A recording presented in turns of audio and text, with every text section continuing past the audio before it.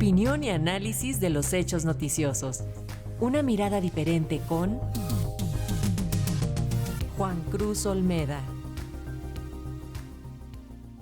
El doctor Juan Cruz Olmeda, profesor e investigador en el Centro de Estudios Internacionales del Colegio de México, analiza la crisis política, social y de gobernabilidad en Perú. Tal como señalamos la última vez que hablamos sobre Perú en este espacio, la inestabilidad política y social se ha convertido desde hace algunos años en una marca registrada de dicho país. Lo sucedido desde la llegada al poder de la actual presidenta Dina Boluarte hace poco más de un mes no ha hecho más que confirmar esta realidad. Valga la pena recordar que Boluarte fue quien en su momento acompañó en la fórmula a Pedro Castillo y lo reemplazó en el cargo luego de que éste fuese vacado por el Congreso en respuesta a su intento de disolver el legislativo y promover un gobierno de excepción. La llegada de Boluarte fue vista por algunos en ese momento como una forma de descomprimir la situación de crisis política que acompañó a Castillo casi desde los inicios de su gestión en julio de 2021, en un contexto de profunda polarización y de constante presión de los factores de poder. Sin embargo, varios acontecimientos anteriores presagiaban que, más allá de poder ser legal, la presidencia de Boluarte no contaría con legitimidad sustantiva. La ahora presidenta se había distanciado desde hace tiempo del partido que la había llevado junto con Castillo al poder, Perú Libre, y de su líder, Vladimir Cerrón.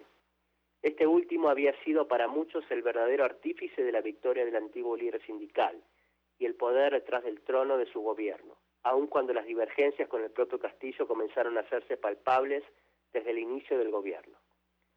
Lo anterior deja en claro que al momento de asumir el cargo, Boluarte se encontraba en una situación de orfandad política sustantiva, sin tener además aliados en el Congreso. A lo anterior se suma un clima social que combina una profunda polarización y una amplia desconfianza respecto de la clase política.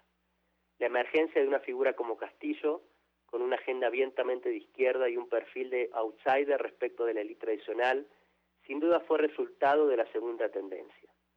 Para amplios sectores de la población, particularmente los más vulnerables, apareció como una alternativa frente a las decepciones producidas en el pasado reciente. Sin embargo, esta irrupción sirvió al mismo tiempo para profundizar la polarización y sacar a la luz los sentimientos clasistas y racistas de otros sectores. Todo lo anterior ayudó, casi desde el inicio del gobierno de Castillo, a alimentar la narrativa de que los factores de poder no dejarían gobernar al nuevo presidente y harían todo lo posible para que pronto abandonase el poder. Su vacancia y posterior arresto significó para muchos una confirmación de esta visión.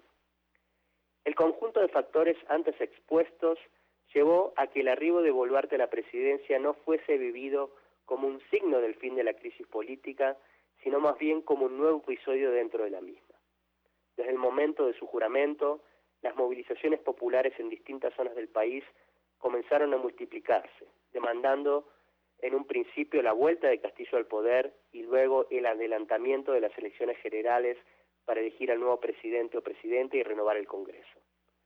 Regiones como Cusco y Ayacucho, en donde las organizaciones campesinas son más fuertes, se convirtieron en foco de la protesta, que se fue extendiendo a otras áreas del país. A las marchas se sumaron bloqueos de carreteras e incluso la toma de algunos aeropuertos del interior, lo cual ha paralizado la actividad en distintas zonas. La respuesta del gobierno fue la peor. Boluarte declaró el estado de emergencia y la represión se convirtió en la principal línea frente a la protesta. Las muertes resultantes de la acción represiva policial fueron la consecuencia directa de esta postura. El clima de movilización no solo no cesó, sino que se acrecentó desde entonces, y en los últimos días desembocó en una jornada de protestas en la propia capital del país, Lima, en la que grupos de manifestantes provenientes de distintos lugares del país se convocaron en el marco de un paro nacional. Nuevamente la nota fue la represión policial y acciones violentas que derivaron en el incendio de algunos edificios. A las demandas anteriores se suma ahora la de convocar a una asamblea constituyente que cambie de raíz la organización política del país. Hasta el momento la represión ha dejado como saldo casi 60 muertos y una sensación de que solo acciones sustantivas, como por ejemplo la salida de Boluarte y el llamado inmediato a elecciones, serían las únicas que pueden descomprimir la situación. La presidenta se ha aferrado, sin embargo, a un discurso que plantea que son grupos minúsculos y radicales los que impulsan la protesta. Los próximos días serán claves para prefigurar el futuro próximo de Perú, pero al mismo tiempo no necesariamente servirán para aplacar la crisis crónica del país. Para Radio Educación, Juan Cruz Olmeda, profesor investigador del Centro de Estudios Internacionales del Colegio de México.